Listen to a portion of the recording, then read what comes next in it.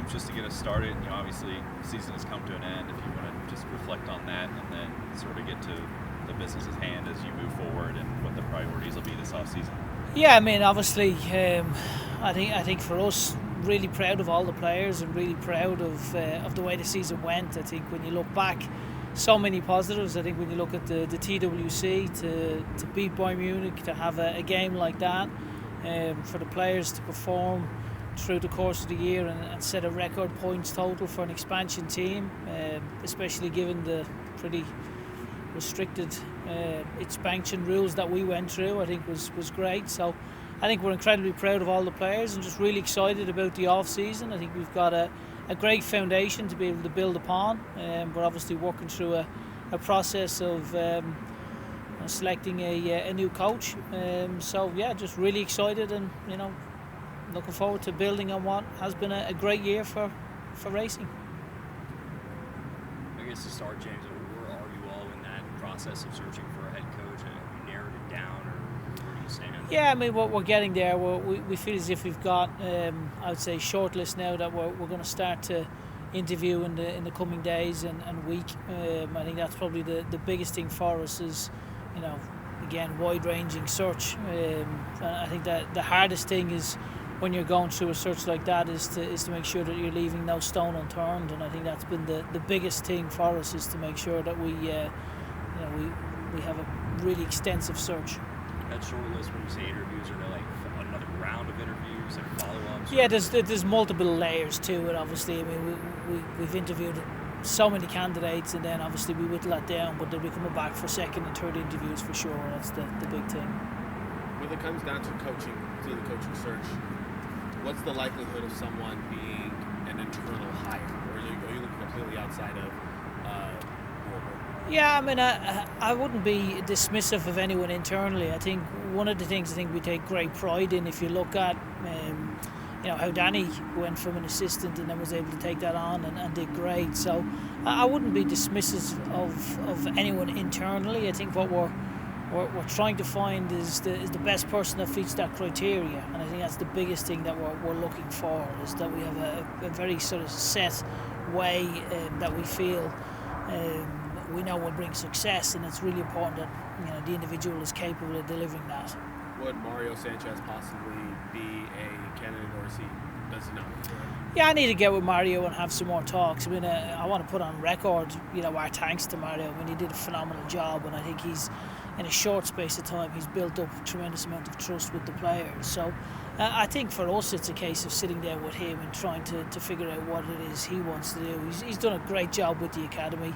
I think also there are other candidates that we're speaking to as well that show great potential. So, for us, it's about making sure we get it right. We've got a great guy in Mario who's within our organisation, and we're so proud of everything he's done and so pleased that he's here with us. And then there are also other candidates that we're speaking to as well that show great promise. Aside from from getting a new coach, what would you say is the second biggest priority for the team during the offseason? Well, the biggest thing for all the players at the moment is we're working through the CBA, so we need to understand, from a salary cap perspective, what that looks like, and then that helps us to be able to make decisions on, which players we can take up options on, which players we don't, and then the recruitment, obviously, of new players. So, again, from our standpoint, we follow a process as a club. We have the head coach heavily involved in that process as well. So obviously we need to make sure that we have all that from the league. We have a better understanding of where the cap is next year, and then when that decision comes around, our coach hopefully is in place and is involved in that process. James, speaking of that CBA for a second, the NWSL Players Association shared that all demands that had been met that they set out. Can you walk us through that process a little bit and what that was like and how that was going to? Yeah, I mean, I think for us, I think we worked, I would say, in tandem at times with the Players Association, and the statement that they, it was probably a dual statement from themselves and ourselves, which was great and very pleasing from our end to see that. So we've got a great relationship with the Players Association. I think when you look at what they're trying to do, and you look at what our players have said about their first year experience for us, I think we're all really, really pleased. So I think for us it's a really positive. Sorry, I guess going off that, back to the head coaching search, how much player input have you taken as to what they want out of the next person in this club? Yeah, we've spoken to the players around certain aspects, and they still will be involved as we start to get through the shortlist as well. I think it's important that, from our standpoint, we want to hear some of their feedback. I mean, we can't sit with 20 players, but certainly the leaders of the team are certainly making sure that they're going to be aware and involved in the process for sure. Is there a specific characteristic or trait that, like, in each of these interviews, in each of these candidates, that you're really digging for to kind of prove themselves to you or separate themselves? Well, I think when you look at, again, for us, when we've now become I would say Soccer Holdings is not just a single entity. It's like you have Lou City, you have racing, and then you have the academy. And I think some of the traits that are really important from a cultural perspective, we run a pitch model, which basically is personal accountability, intellectually engaged, trust, commitment, and humility. And that's something that throughout our whole organisation, their values and principles that we base our culture on. So, I mean, that's certainly a reference point and a starting point for us as we're going through, I would say, a coaching search. We want to make sure that it's aligned and matched with all those values. How much do you feel kind of validated that even through some turmoil in the league and having to make the coaching change you did, that you can still kind of finish up and have, the trust of the players, have statements put out on your behalf, that baseline culture is solid? Well, I think we feel as if we were tested, if you like, when you get a situation like that, and I think we can take great pride from ownership right the way down through the whole organisation in the way we've handled, we'll say a turbulent time.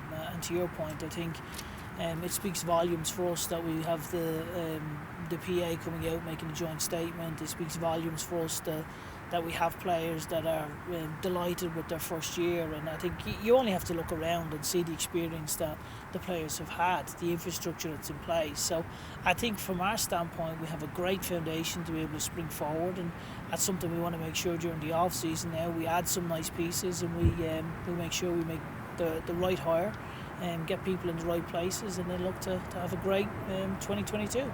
Are you in a situation yet where you can talk more about what happened, or? I'm not. Yeah, I think the way that's gone. It's probably. Yeah, I'll try to. Yeah, I'm not, unfortunately. Yeah. Just the year that the league had, nobody probably could have envisioned. I don't know if any pro league has been through anything quite like this. Just how much of an education, or how much have you had to kind of reorient yourself a little bit as to where the league was going, and how do you feel like where the league is now? Yeah, I mean, I think to your point, when you get a situation like this, you have two choices. I think you either make a commitment to try to move forward and to really, I would say, drive things where they need to be driven. And I think all of us can take great pride. I mean, for us, we're a brand new team. This is 12 months. We've sort of just had our first season within the league. So I think when we look at the league as a whole, we've had probably our first season within that league. But as to where the league is going, I think we're all really encouraged with the way things have been handled, the way we are trying to move forward. I think for us to have the NWSL Championship here in a few weeks is outstanding. I think for our supporters to be able to witness that, I think is again phenomenal. I think regionally, not just in Kentucky, but also the surrounding states, for them to be able to come and see top level women's soccer in a few weeks is huge. So I think throughout the course of the year we've had so many supporters from different states that have all fallen in love with our players, which again is great testament to our players and what we're building here. Are you pretty pleased with that level? I know it was good at the beginning of the season and good at the end, so that's always good, but what did you like, and what do you hope to improve in terms of reaching out to people?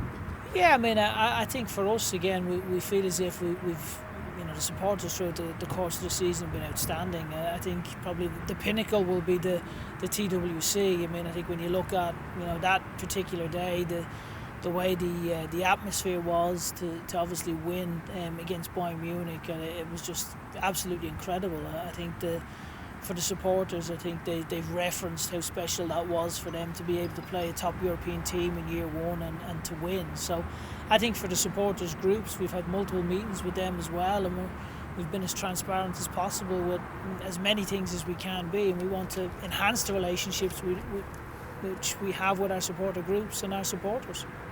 James, when it comes to the expansion draft, can you walk us through, I guess, the evaluation process of why you would protect a certain player versus why you wouldn't, and have you started on that yet? Yeah, I mean, we've had initial talks, obviously, with San Diego a little bit, and for us, it's a case of you can protect 9. Last year teams could protect 11, which we won't get into. But I mean, I think for us, it's obviously it's trying to make sure that you have the staff in place that are involved in making those decisions as well. I think with San Diego, we've got a great relationship with Jill. She's someone I have enormous respect for. So for us, it's a case of just trying to figure out, what it is that maybe they feel they need. Where is there some synergy that we think, okay, that makes sense for us, and just being fully transparent with all the players. I think that's the biggest thing for us, is the honesty and the openness of how we approach every situation is really important. How do you balance, I guess, some of the younger players on the roster that you brought in for the draft versus some of the bigger names that you bring in that have some experience and might be attractive to a club like that in terms of who to protect and not to protect? Yeah, I mean, again, for us, it's working with the staff and trying to figure out, from them, how do they feel the players perform through the course of the year. Certainly from our standpoint, we have Austin, who's head of data analysis, and so there's multiple layers to it. You have the performance on field, performance off field, stuff in the community, moving forward into projecting performances for next year. So there's so many layers that will actually go into it. I think the perfect scenario is to have a conversation with Jill, try to understand what it is that they want, and see if we can come up with a way that suits all parties. And I think that's probably the best way for us to approach it. How much input do you expect the new coach to have in the expansion protection list if they were hired? Yeah, I mean, obviously we would want them to be involved. I mean, hopefully at that stage we have a coach in place, and I think one of the great things about the organisation is now we have, I would say, a collaborative effort in making sure that everyone follows the process, and the coach is involved in that process. Austin, myself, the coaching staff, we're all involved in that process, and I think that's something we want to make sure that the decisions are not left necessarily to just one individual. It's more a case of, okay, what are we trying to achieve, and then there's a process and a pathway to try and achieve those goals. Do you have a plan to get the new coach up to speed on the current roster, because they'll have to do a lot of roster integration due to new players you might lose? Yeah, I mean, I think, and that's honestly that's part of the process. I mean, we want to hear their ideas, and we want to hear their analysis of what they believe, where they believe the squad is, what they believe the needs are, and try to hopefully be impressed by what their vision is for what we've started here. You look back, look back at this season and where you finished, and you always want to be better, but you can also look back and say, wow, we're very fortunate to be where we are, given things that happen here, things happen in the league, whatever. We could be standing here talking about a much worse scenario, and it actually ended up in a good scenario. Absolutely, I think that's the biggest thing. We take enormous pride really in the way the players played throughout the whole season, the way they've been embraced by the community. I think when you look at how the community have embraced all the players, and I think throughout the course of the season, so many players were able to play, their own role and participate throughout the course of the season, which again has been very pleasing for us. So I think we can stand here with a lot of pride with the way the season went, and as I say, we've got a nice foundation now to be able to build upon, and hopefully we'll have a strong off season and go into next year full of excitement. Have you spoken much with Nadia about her recovery process in the off-season, where she's at right now? Yeah, no, I would speak to Nadia at least once a week. I mean, I have great time for Nadia, phenomenal person, phenomenal player. So, yeah, we're really pleased with how her recovery's going. She's in a great spot, which is obviously really important for us. I mean, when I look back at the season, that was such a downer for us, because when you get a player like that to unfortunately get an injury like that is such a gut punch for us. So, but absolutely, we would be speaking to Nadia and making sure she's in check and she's where she needs to be.